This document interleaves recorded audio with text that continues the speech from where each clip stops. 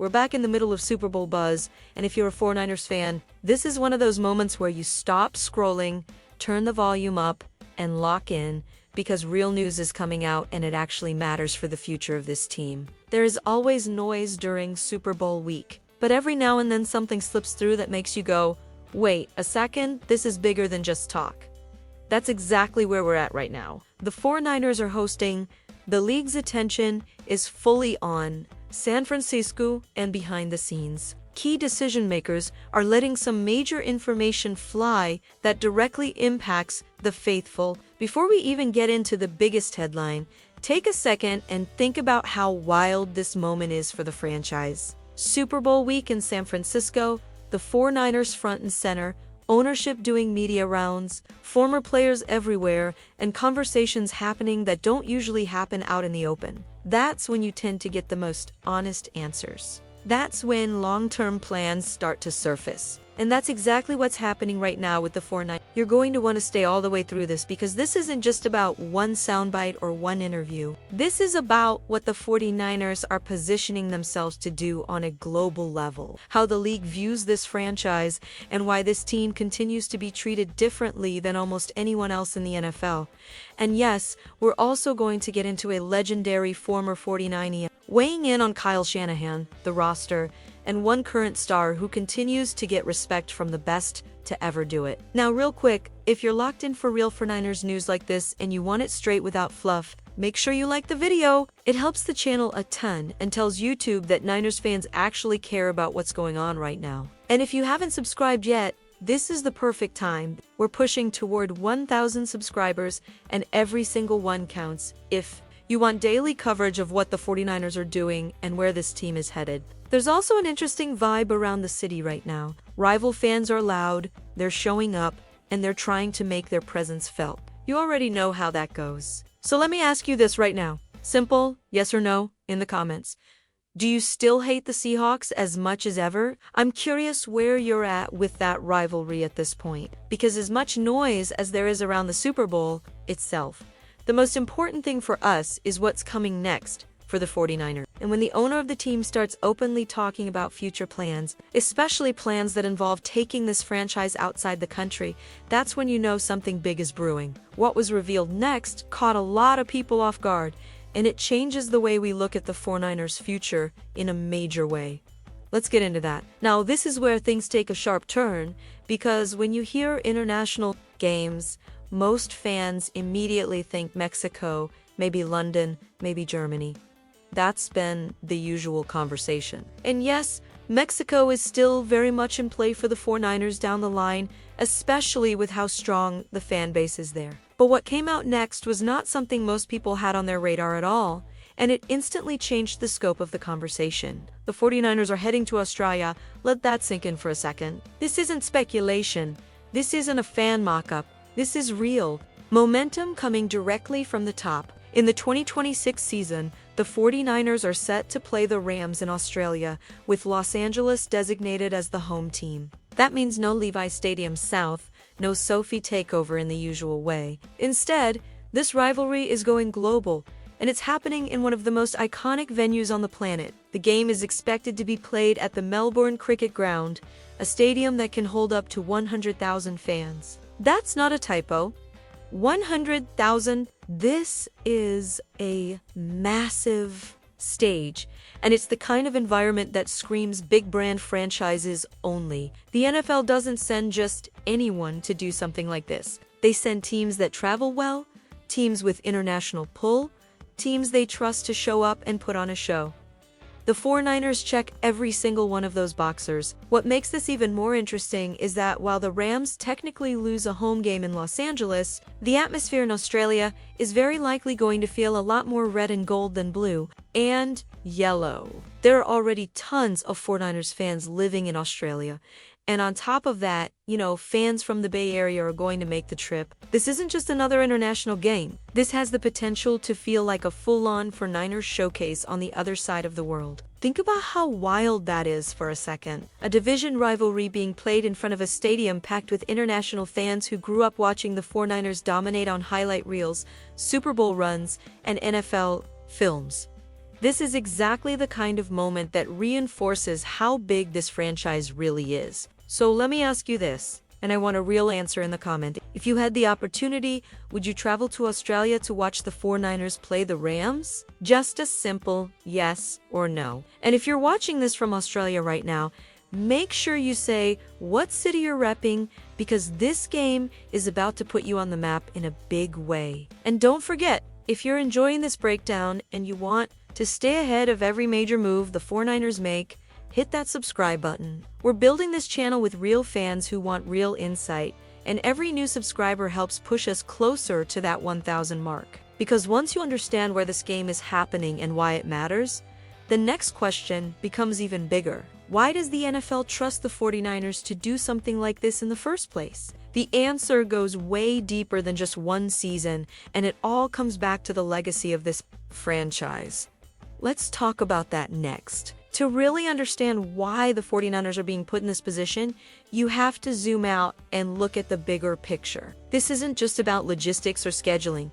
This is about brand power. This is about history. This is about why the 49ers resonate with fans who have never stepped foot in the Bay Area and maybe never will, yet still feel connected to this team. When the NFL truly started to explode in popularity, the 49ers were right at the center of it.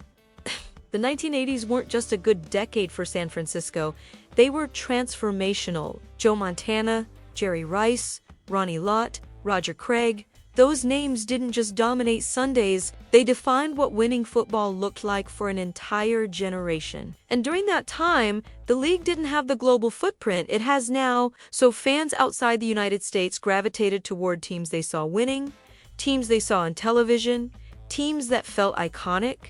The 49ers were that team. Then the 1990s reinforced it. Another Super Bowl, sustained success, national relevance year after year. So when people in other countries were choosing a team to follow, they weren't picking randomly. They were picking the franchise that looked larger than life. That's how you end up with generational fans in places like Australia, fans who've passed that loyalty down even as the league grew and evolved. That's why when you look at live chats, social media, watch parties, you consistently see fans checking in from all over the world wearing red and gold. That's not an accident. That's decades of excellence paying off. And the NFL knows this. When they want to showcase the league internationally, they lean on teams with real history, not just teams that are good right now. So let me ask you this. When did you become a 49ers fan? Was it the Montana era, the Steve Young years, the Harbaugh run, or more recently? Drop it in the comments because it's always interesting to see how different generations found this team. And here's another one for you. Do you think the 49ers are the most iconic franchise in the NFL? Yes or no? You don't even have to explain it.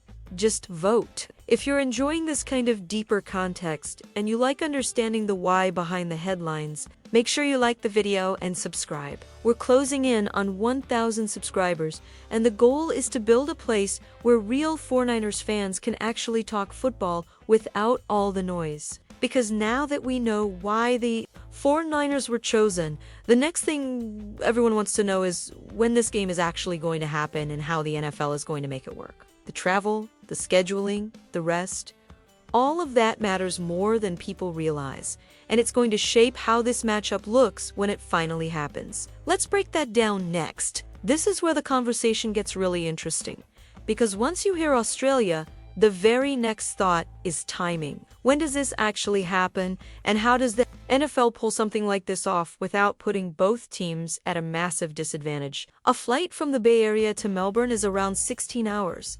And that doesn't even factor in time changes, recovery, and preparation. This isn't like hopping over to London. This is a serious commitment. A lot of early chatter pointed to this being a Week 1 game, but when you really break it down, that feels unlikely. The Super Bowl winner usually opens the following season, and that game is locked into a prime spotlight.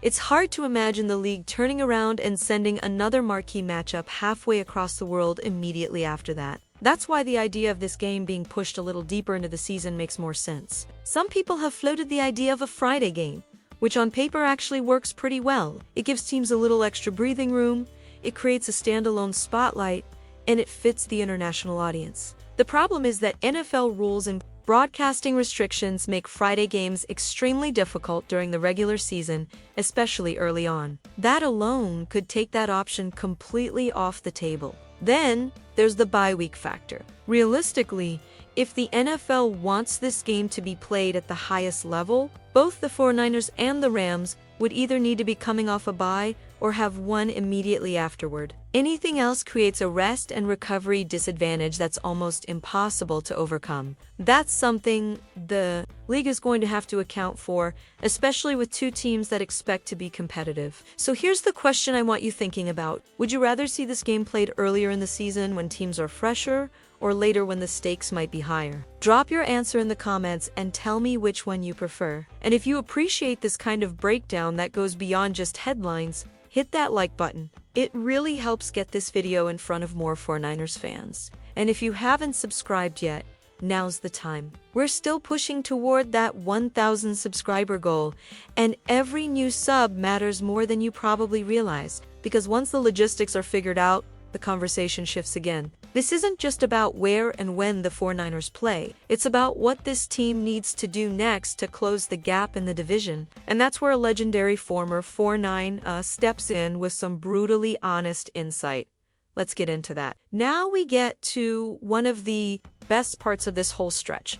Because when someone who's actually been in the building, won championships, and lived the standard speaks up, you listen. Bill Romanowski isn't just another former player giving surface-level takes. This is a four-time Super Bowl champion who played the game with an edge, who understands what championship football really demands, and who still has deep ties to the 49ers organization. When Romanowski looks at what the 49ers were able to accomplish this season, the word he keeps coming back to is impressive. Winning 12 games, surviving wave after wave of injuries, and still competing at a high level is not normal. That doesn't happen without elite coaching. And in his eyes, Kyle Shanahan deserves a ton of credit for holding everything together and getting that locker room to play hard every single week. That kind of respect coming from someone like Romanowski matters. But what really stood out is that he didn't sugarcoat anything. He made it very clear that if the 49ers want to close the gap at the top of the division, it starts up front. The trenches still matter. Offensive line play still matters. Physicality still matters. And if the 49ers don't address those areas, they risk falling behind teams that are willing to win games in the dirt. That honesty is important because it lines up with what a lot of fans have been feeling. The talent is there. The system is there. The leadership is there. But there are still specific areas that have to be upgraded if this team wants to get back to the Super Bowl and finish the job. And then there are Fred Warner. When Romanowski talks about Fred Warner, you can hear the respect immediately. He sees a linebacker who can do everything: speed, range, physicality, instincts, intelligence. He talked about how Warner plays the position the right way, how violent he is at the point of attack, and how watching him almost makes former players wish they could suit up again. That's the highest compliment you can get.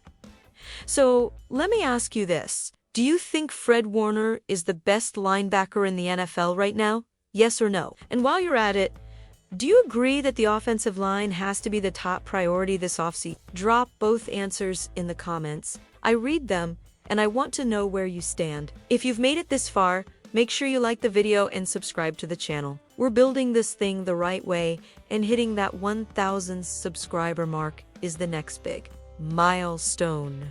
This is where real 49ers conversations happen, and you're a part of that. Now that the full picture is coming together, from global games to off-season priorities, this feels like a turning point moment for the franchise. The direction is clear. The expectations are clear, and what happens next is going to define the next era of 49ers football. Before we wrap this up, let me know what you'd like next.